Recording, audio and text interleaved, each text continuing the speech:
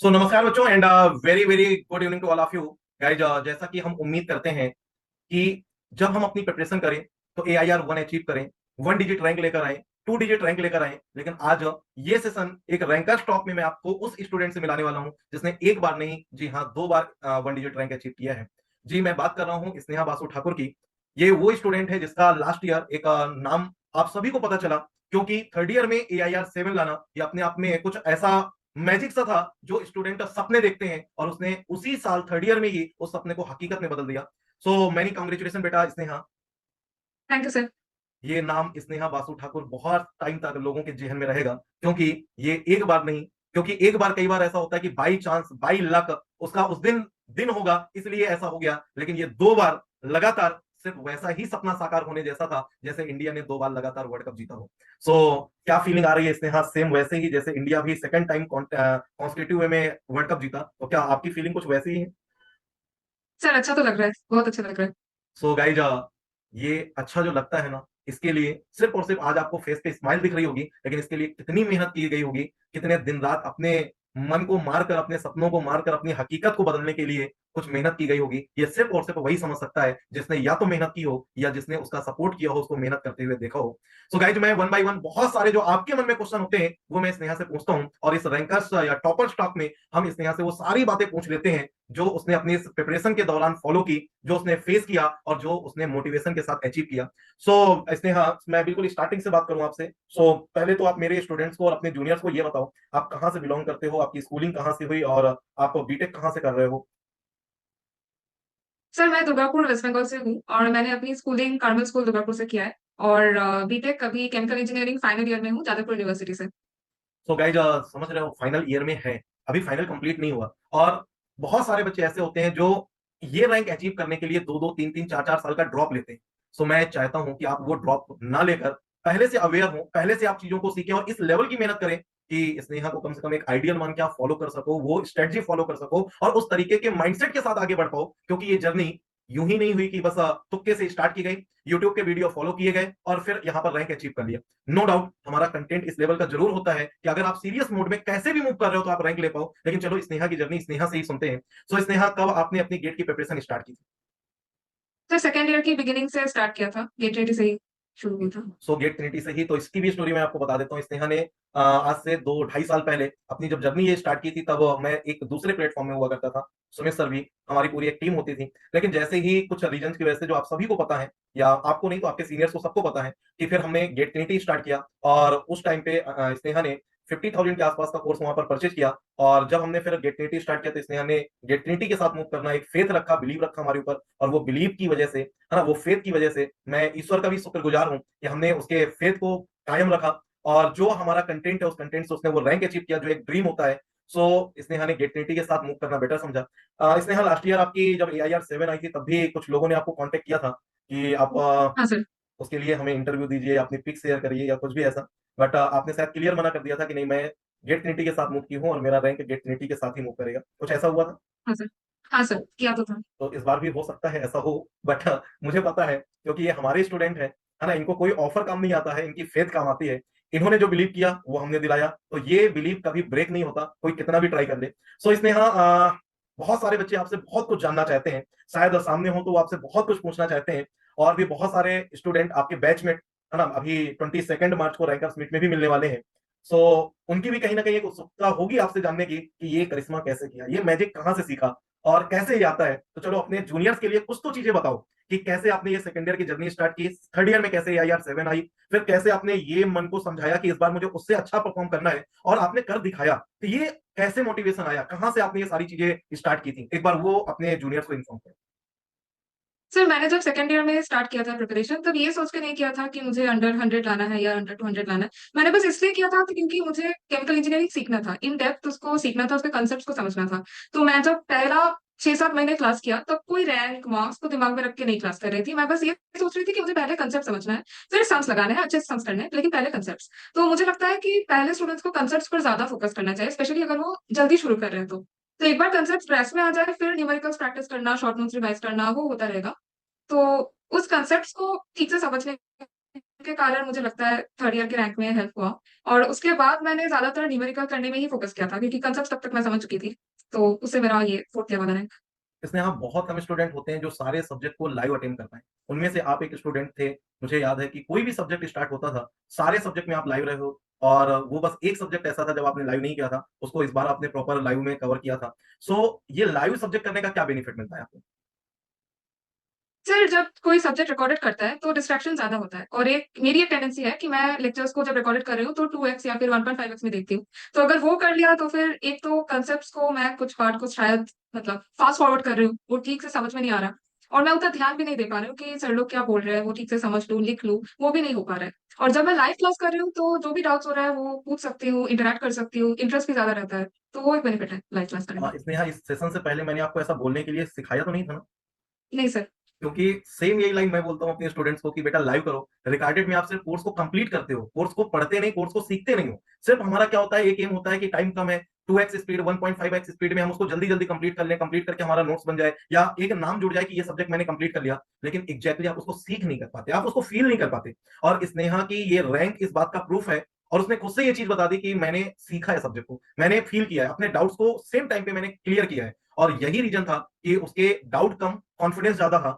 उसने सब्जेक्ट को कंप्लीट नहीं, सब्जेक्ट को फील किया था।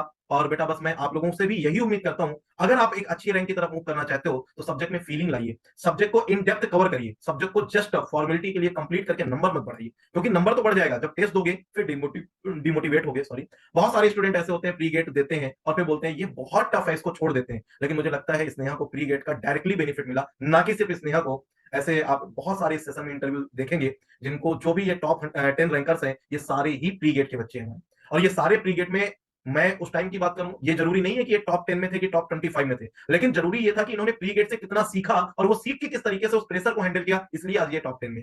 सो इसमें हाँ बहुत बार ऐसा होता है कि बच्चे तैयारी करने की स्टार्टिंग तो करते हैं लेकिन कंटिन्यूटी मेंटेन नहीं कर पाते। कभी उनके पास बहाना होता है कॉलेज के साथ मूव करने में इशू आ रहा है, कभी प्रोजेक्ट का, कभी इंटर्नशिप का, या फिर कभी कॉलेज के मिड सेम या फिर एंड सेम जो होते हैं। आपने इन सारी चीजों को कैसे मैनेज किया?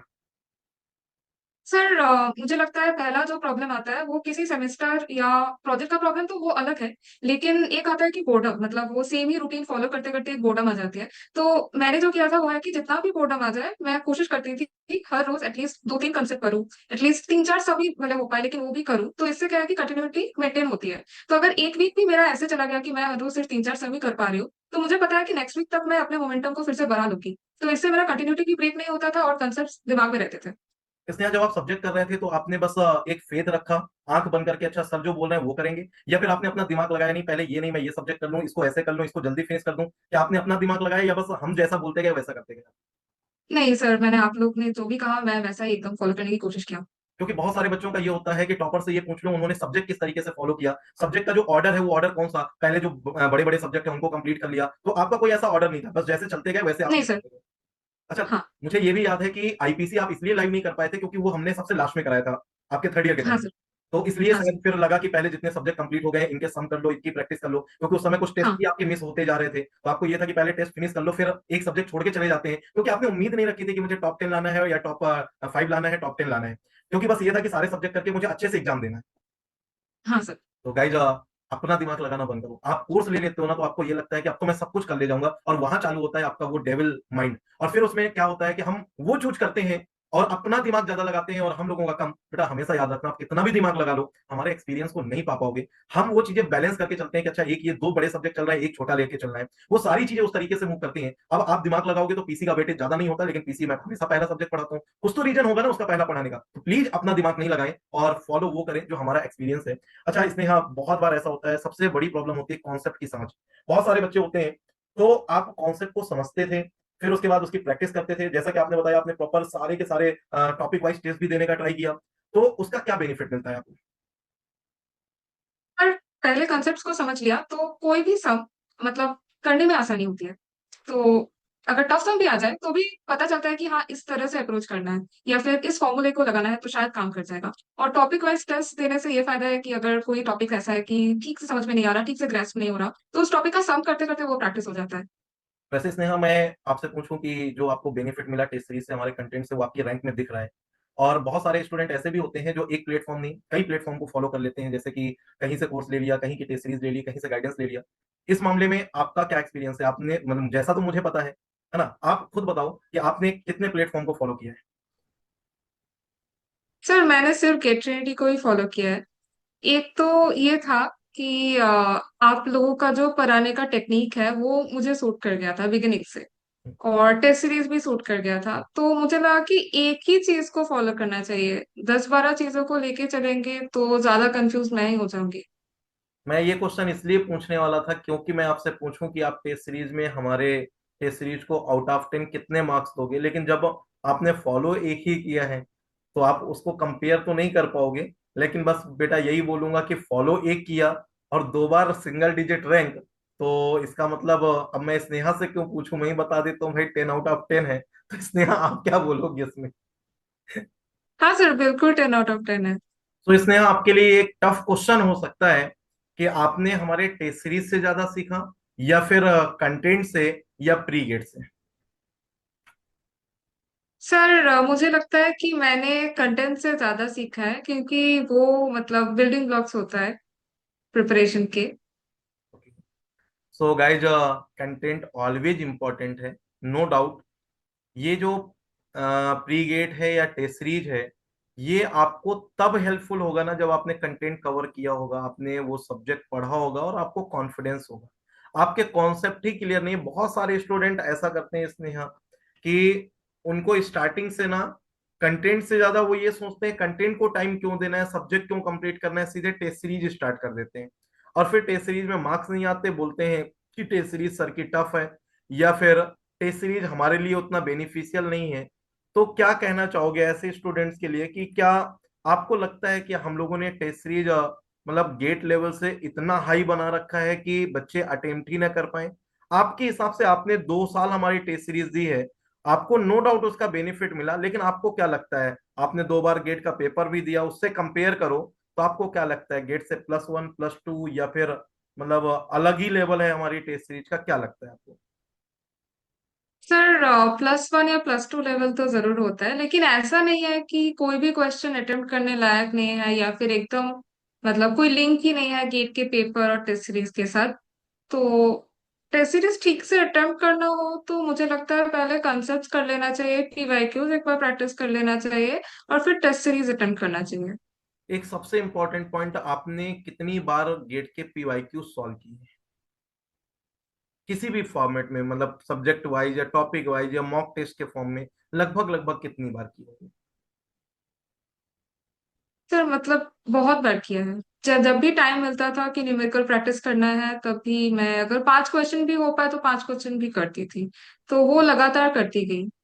अच्छा, 2 क्वेश्चन आपसे कि स्टूडेंट्स को अपनी प्रिपरेशन कब से स्टार्ट करनी चाहिए, दूसरा टेस्ट सीरीज और पीवाईक्यू कब कब और कैसे करना चाहिए?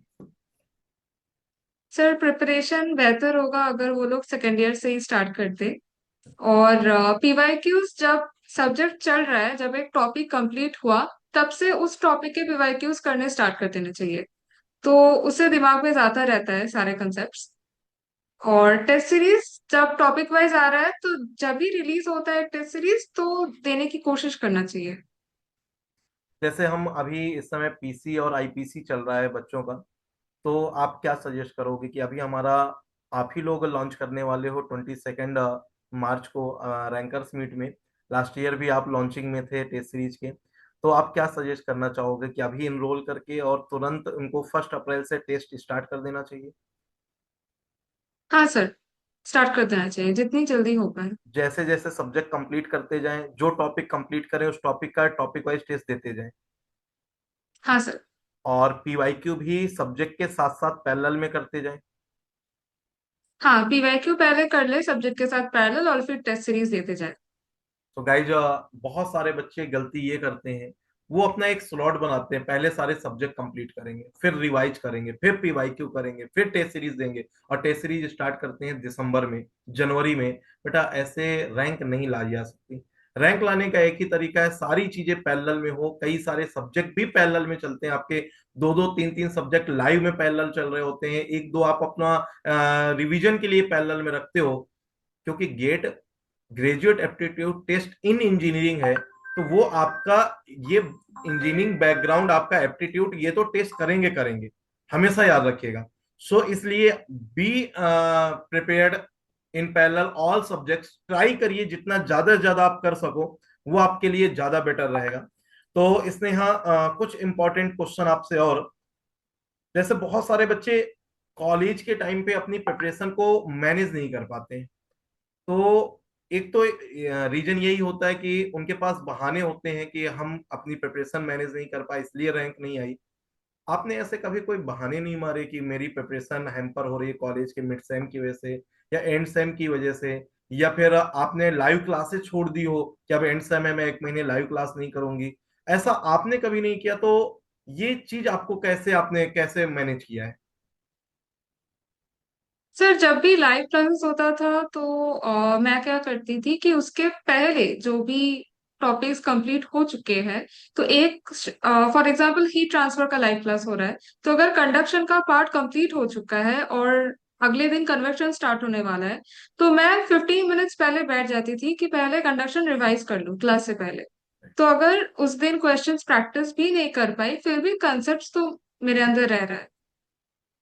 गाइज मैं आपको क्या बोलता हूँ कि डेली मेरी क्लास ज्वाइन करने से पहले ना 10 मिनट का टाइम, अगर मैं 9 बजे की क्लास है 9:10 पे स्टार्ट कर रहा हूँ, तो 10 मिनट आप रिवाइज करिए, ना कि मेरा वेट करिए चलो 10 मिनट बाद हम ज्वाइन करेंगे, ऐसा मत करिए।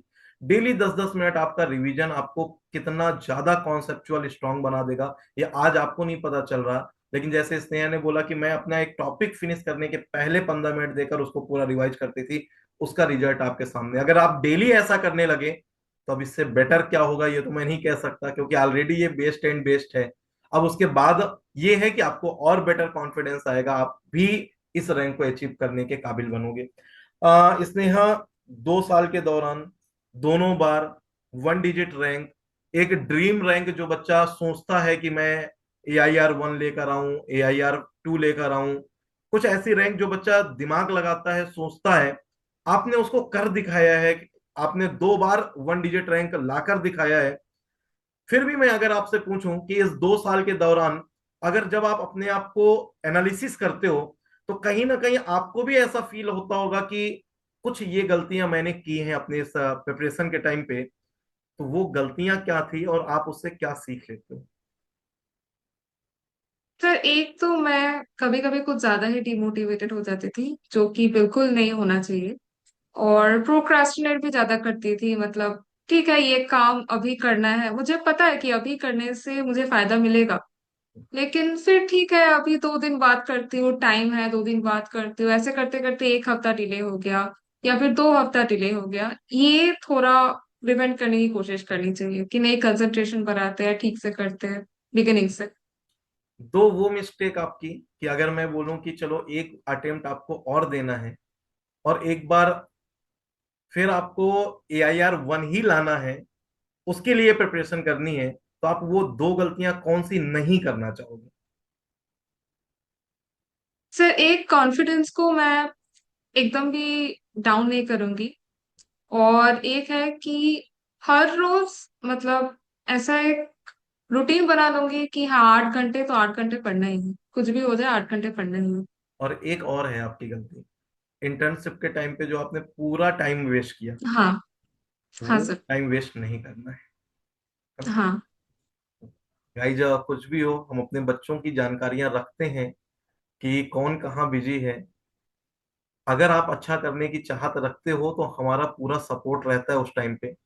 ऐसा नहीं होगा कि स्नेहा हर टाइम पे 100% मोटिवेटेड हो, हर टाइम पे उसका बेस्ट ही चलता रहा हो।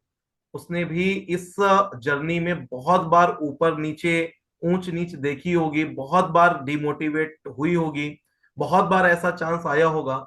और कई बार तो ऐसा भी चांस आता है कि मन नहीं करता कि अब हम पेपर ना दें इस बार, ऑलरेडी एक बार 1 डिजिट रैंक है। कई बार ऐसा भी हुआ होगा कि मन में ये ख्याल आए होंगे कि ठीक है छोड़ते हैं, शायद अब मैं उतना इंप्रूवमेंट ना कर पाऊं, मेरी वो रैंक ना आए, और कहीं ऐसा ना हो कि सब लोग मजाक उड़ाए, तो इससे अच्छा हम पेपर ही नहीं देते। क्या स्नेहा आपके साथ भी कभी ऐसा हुआ है? हाँ सर, ये जब थर्ड ईयर का एग्जाम हुआ था तब मुझे ये सब फील नहीं हुआ, क्योंकि तब मुझे बस इतना ही था कि कुछ भी रैंक आ जाए, क्वालिफाई कर जाओ, बस हो जाएगा। लेकिन जब थर्ड ईयर का रैंक आ गया उसके बाद थोड़ा ज्यादा ही प्रेशर फील हुआ कि नहीं, इस बार टॉप 10 में आना ही होगा, कुछ भी करके आना होगा। तो मुझे कभी कभी लगता था कि अब अगर बाई चांस नहीं आया तो सब लोग हंसेंगे या फिर बोलेंगे कि बाई लक आ गया था पिछली बार। तो ये एक प्रेशर हमेशा से था। ओके। सो कभी ऐसा फील हुआ कि इस बार अब मैं एग्जाम ना दूं या गेट छोड़ दूं, कभी ऐसा फील हुआ? नहीं सर, ये कभी नहीं फील हुआ। मुझे लगा कि एग्जाम तो देने जाना ही है, लेकिन अगर इधर उधर हो गया तो बहुत ज्यादा हर्ट करेगा वो चीज मुझे। और जब एक बहुत मतलब मैं क्या बोलूं कि ये स्नेहा के साथ ऐसा हुआ कि इनके कॉलेज में है ना, अगले वीक में गेट का एग्जाम है और एक वीक पहले बीपीसीएल आ जाती है।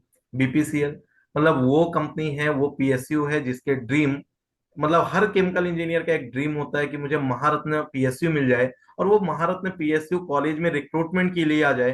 तो क्या स्नेहा आपका पूरा फोकस गेट से हट के उसकी प्लेसमेंट की तरफ शिफ्ट हो जाता है?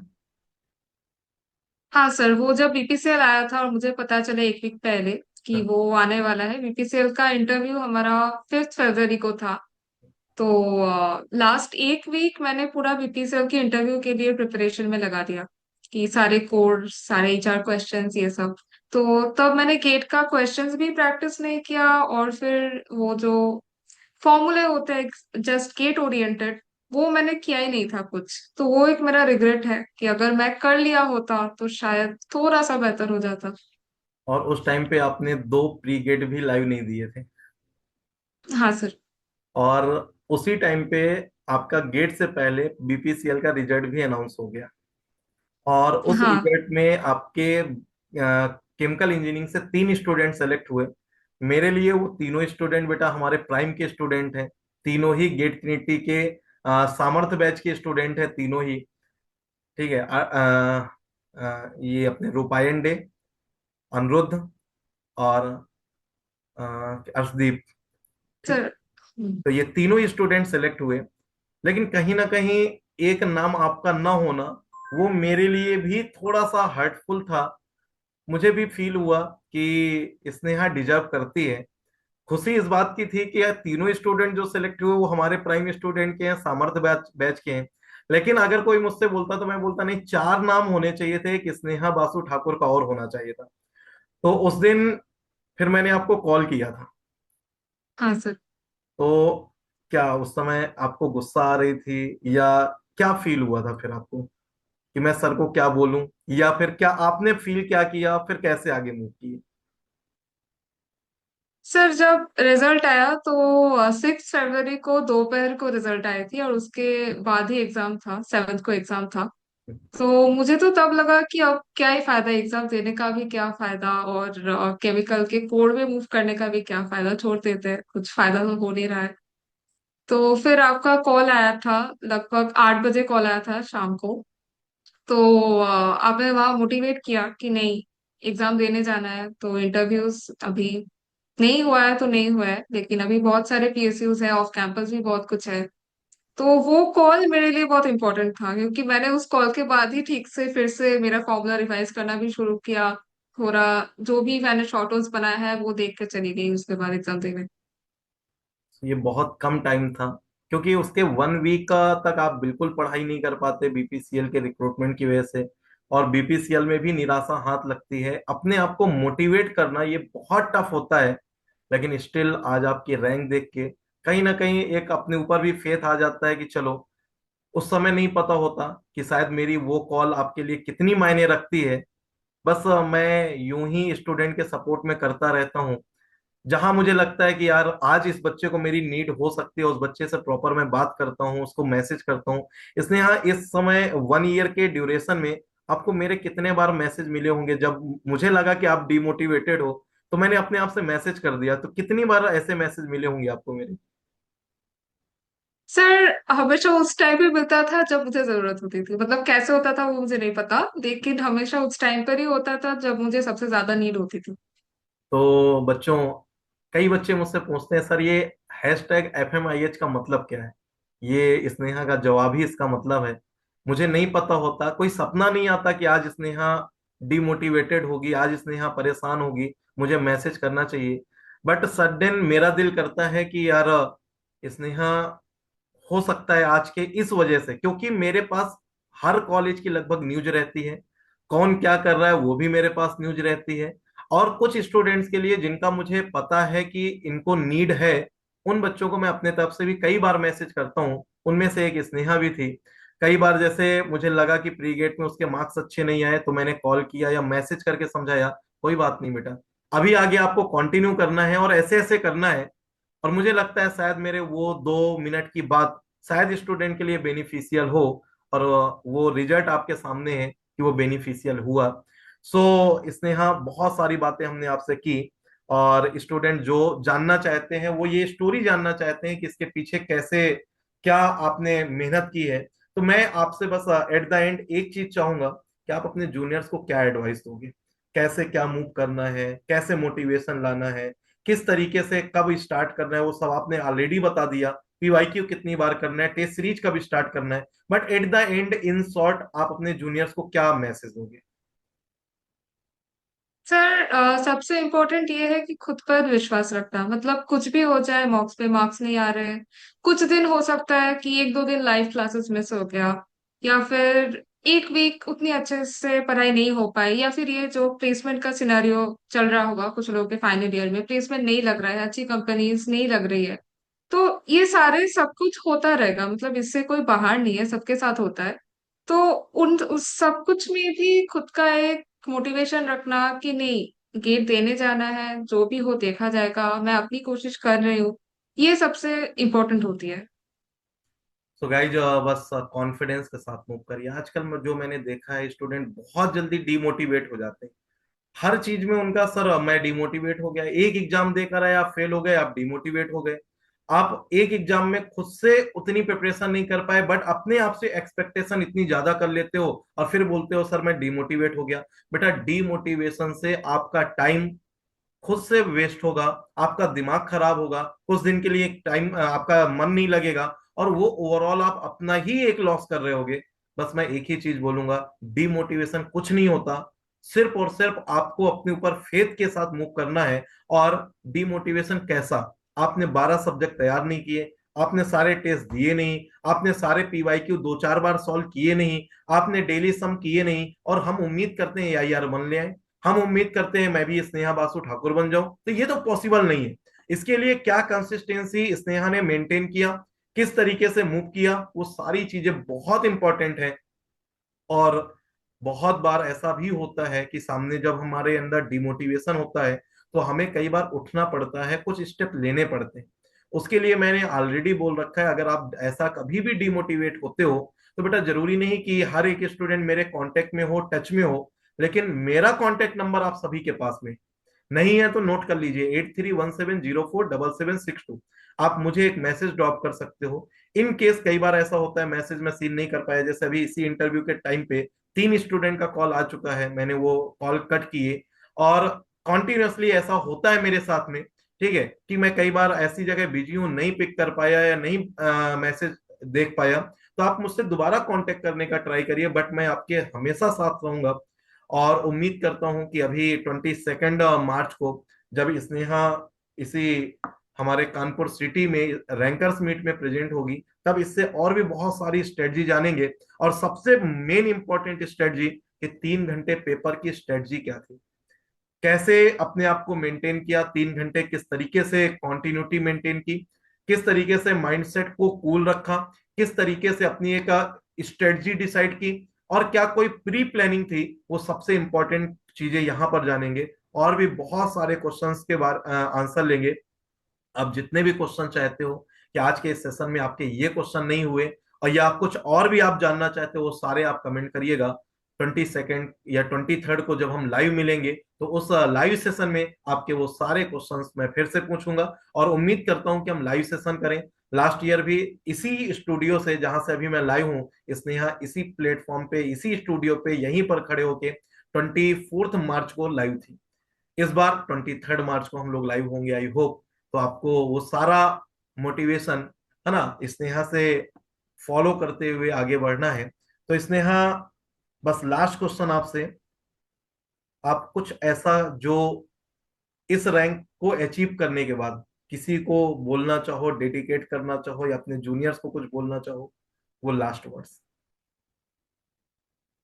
सर मैं अपने पेरेंट्स को और मैं अपने ग्रैंड पेरेंट्स को ये बोलना चाहती हूँ कि बहुत बहुत थैंक यू मुझे through out the journey support करने के लिए। और सर आप लोगों को भी, मतलब मेरा जब भी डिमोटिवेटेड लगता था या फिर मार्क्स नहीं आते थे, तो मुझे लगा कि सबका एक्सपेक्टेशन होगा, मैं सबके एक्सपेक्टेशन को फुलफिल नहीं कर पा रही हूँ, तो सबका सपोर्ट भी चला जाएगा, जो कि बिल्कुल भी नहीं हुआ। और सबने मुझे मोटिवेट करने की बहुत कोशिश की, तो इसलिए बहुत बहुत थैंक यू सबकी। थैंक यू बेटा, मैं आपके मम्मी पापा से भी मिला हूँ, रियली बहुत अच्छे हैं, उनका नेचर, उनका सपोर्ट बहुत अच्छा है। मतलब ऑल टाइम उन्होंने आपको सपोर्ट किया, है ना। मुझे भी उनसे बहुत एनर्जी मिलती है, लास्ट टाइम जब मैं मिला तो सच में, मतलब रियली ग्रेट। और आप बहुत ग्रेटफुल हो कि आपके पेरेंट्स ऐसे हैं। हाँ सर।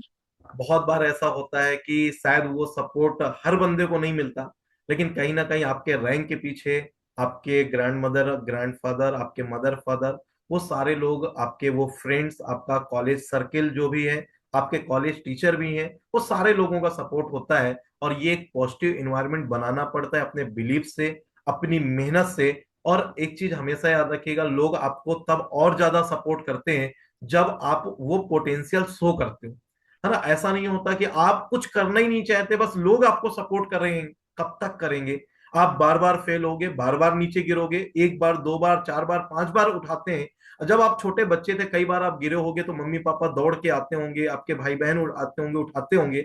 लेकिन आप बार बार कभी नौटंकी करिए गिर के, कि देखिए मैं फिर गिर गया, फिर गिर गया, चार बार उठाएंगे, पांचवी बार कहेंगे पड़ा रहे तू, है ना, नहीं उठना मत उठ। तो ये चीज होगा, उसके लिए आपको भी मेहनत करनी पड़ेगी। आप मेहनत नहीं करोगे तो शायद वो सपोर्ट नहीं मिलेगा। ऐसे मेरे पास भी हजारों स्टूडेंट हैं, लेकिन हर एक स्टूडेंट को मैं मैसेज कर पाऊं अपनी तरफ से या कॉल कर पाऊं जब मुझे लगे कि वो डिमोटिवेट है, ये तो पॉसिबल नहीं होता। उसके लिए आपको भी वो लेवल मेंटेन करना पड़ता है। तो चलिए, आज बहुत सारी बातें हम लोगों ने की, बहुत सारा डिस्कशन हुआ, और उम्मीद करता हूं कि नेक्स्ट ईयर फिर से जादवपुर यूनिवर्सिटी से ऐसे ही स्टूडेंट मुझे मिले, जो एक नहीं दो दो बार वन डिजिट रैंक प्रोवाइड करें। एक और आपके सीनियर हुए हैं जिन्होंने दो बार टॉप 100 रैंक दी, AIR 30 और AIR 6। और फिर एक आपके सौम्यदा, AIR 2। और इसके बाद जादवपुर यूनिवर्सिटी से और भी हमारे स्टूडेंट, AIR 1 रोहित भगत कलवार। जादवपुर यूनिवर्सिटी ने नो डाउट मुझे हमेशा बहुत अच्छी रैंक दी है, और मैं उम्मीद करता हूं कि आगे भी ऐसे ही स्टूडेंट का आप सभी का सपोर्ट मिलता रहे। आप अपने जूनियर्स को गाइड करो, वो हमारे गाइडेंस में मूव करें, हम उनको आपसे और बेटर गाइड कर पाए, क्योंकि जैसे जैसे टाइम बढ़ता है हमारा एक्सपीरियंस, हमारी फैसिलिटीज बहुत सारी बढ़ती हैं। आपके टाइम पे PSU की प्रैक्टिस के लिए हमने वो क्वेश्चंस नहीं दिए थे, अब 5000 क्वेश्चन हम लोगों ने अरेंज कर दिए। आपके टाइम पे सारी टेस्ट सीरीज नहीं होती थी, इस टाइम पर वो भी है। आपके टाइम पे नंबर ऑफ टेस्ट कम होते थे, इस बार हम लोगों ने कुछ अलग लेवल पे टेस्ट सीरीज की लॉन्चिंग करने वाले हैं रैंकर्स मीट में। तो अभी नहीं बताता, वो रैंकर्स मीट के बाद जो सेशन होगा उसमें पता चलेगा। तो चलिए, आज ये सेशन को यहीं ओवर करूंगा। अगेन कांग्रेचुलेशन स्नेहा, आपकी सुपर्ब रैंक थैंक के यू लिए, सर। एक ड्रीम फिर से पूरा करने के लिए, और बस लास्ट में आपके सपने को हकीकत में बदलने के लिए लख लख बधाइयां। ऐसे ही आप अपने पेरेंट्स का सर फक्र से ऊंचा करते रहो। लाइफ में ये शुरुआत है, अभी बहुत ऊंचाई तक जाना है, बहुत कुछ हासिल करना है, और मुझे पूरी उम्मीद है आप जो सपना देखोगे वो सपना पूरा करोगे। और मेरा हर समय आपके साथ सपोर्ट रहेगा, गेट ट्रिनिटी आपके साथ हमेशा खड़ा रहेगा। आज किसी रीजन की वजह से सुमित सर इस सेशन को ज्वाइन नहीं कर पाए, उनकी बेटी की कुछ मेडिकल इशू था, कुछ तबीयत खराब थी, तो वो अभी उसके साथ में बिजी थे, इसलिए वो ज्वाइन नहीं कर पाए। लेकिन ये रियलिटी है कि मुझसे ज्यादातर जो भी डिस्कशन हुआ, तो हमेशा सुमित सर ने स्नेहा बासु ठाकुर के लिए डिस्कशन किया कि उसको ऐसा करना है, ये करना है, उसको इस तरीके से मूव करना चाहिए। क्योंकि उन्होंने हर टाइम पे मेरे से ज्यादा शायद आपका डिस्कशन सुमित सर से ही होता रहा। लास्ट ईयर जब आप कॉन्टिन्यूसली रेगुलर वे में अपडेट देते रहे, तो आप सुमित सर को देते थे, मुझे नहीं। लेकिन वो कॉन्टिन्यूसली आपके सपोर्ट में रहे, तो मैं चाहता हूँ गेट ट्रिनिटी की पूरी टीम की तरफ से आपको बहुत बहुत शुभकामनाएं। बस आगे बढ़ो, कुछ ऐसे अचीव करते रहो। Thank you and again congratulation. Thank you sir. So guys, आज के सेशन को यहीं पर फिनिश करते हैं। और ये आपके लिए वो मोटिवेशन है जहां से आप अपनी जर्नी अब स्टार्ट करिए, और तब तक नहीं रुकना है जब तक स्नेहा की तरह कुछ अचीव न कर लें। जब तक आप मेरे साथ इस तरीके से इंटरव्यू में ना बैठे हो और मैं आपको भी इसी तरीके से सैल्यूट ना कर रहा हूं, तब तक आपको नहीं रुकना है। बस एक चीज ठान लीजिए, कुछ भी हो जाए मुझे रैंकर्स मीट में कानपुर जाना है, कुछ भी हो जाए मुझे कुछ अपना ड्रीम अचीव करना है, उस सपने को हकीकत में बदलना है। तभी आप कर पाओगे। छोटी छोटी चीजों में डिमोटिवेट नहीं होते, उससे सीख लेते हैं, सबक लेके आगे बढ़ते हैं और फिर फोड़ते हैं, जैसे स्नेहा ने 2 बार फोड़ा है। तो चलिए आज इस सेशन को यहीं पर ओवर करते हैं। Thank you, love you all बेटा, take care, bye bye and जय हिंद।